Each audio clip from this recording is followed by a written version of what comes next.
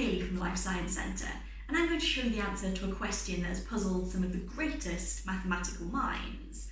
How do you cut a bagel to get the most amount of filling on it? Before we get to the bagels though, we need to think about shapes. Can you think of a shape that has 4 sides, or maybe 6?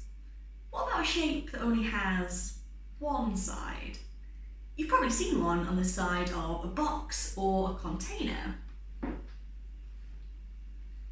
The recycling logo. This shape is called a Möbius loop.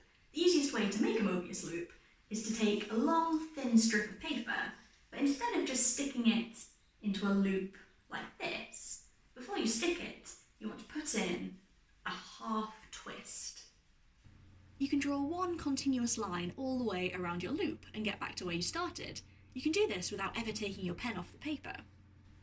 Giant Möbius loops are used as conveyor belts. They last longer as the top and the bottom of the belt get the same amount of wear. They're also occasionally used in roller coasters. That way you can get more exciting twists and turns into a smaller space. But all of that maths is making me hungry, so let's go back to our bagels. A bagel is a shape mathematicians call a torus, just like a donut. And we can cut our torus into another surprising shape.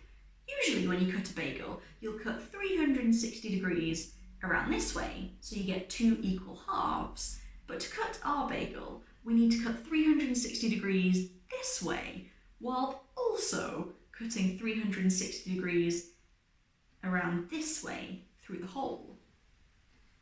You want to imagine your bagel in quarters. I've drawn marks at 2 opposite points on the top of the bagel and at 2 opposite points on the side. I've then drawn 4 more marks. These are where, if I poked a knife through, they would come out at on the other side of the bagel. So there are 2 marks on the inside and 2 marks on the bottom.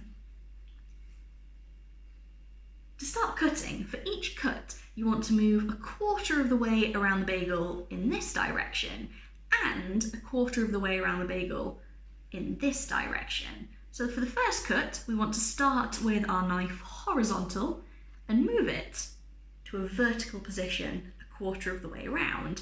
So we're going to follow a line roughly like this, cutting all the way through the bagel.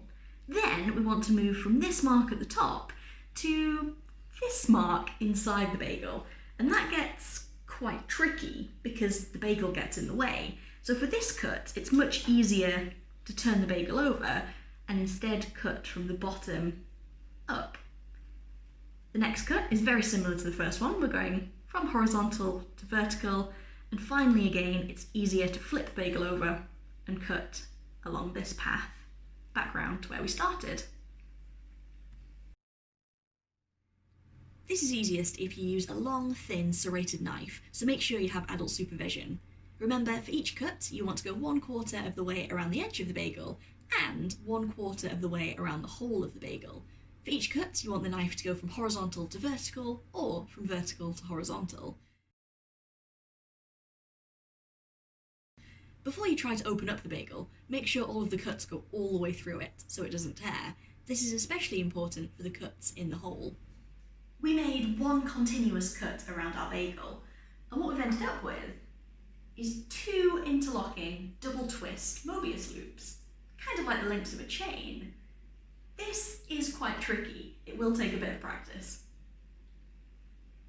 With your bagel cut like this, you can get the most amount of filling on it. Give it a go yourselves and show us how you got on social media using #LifeGoesOnline.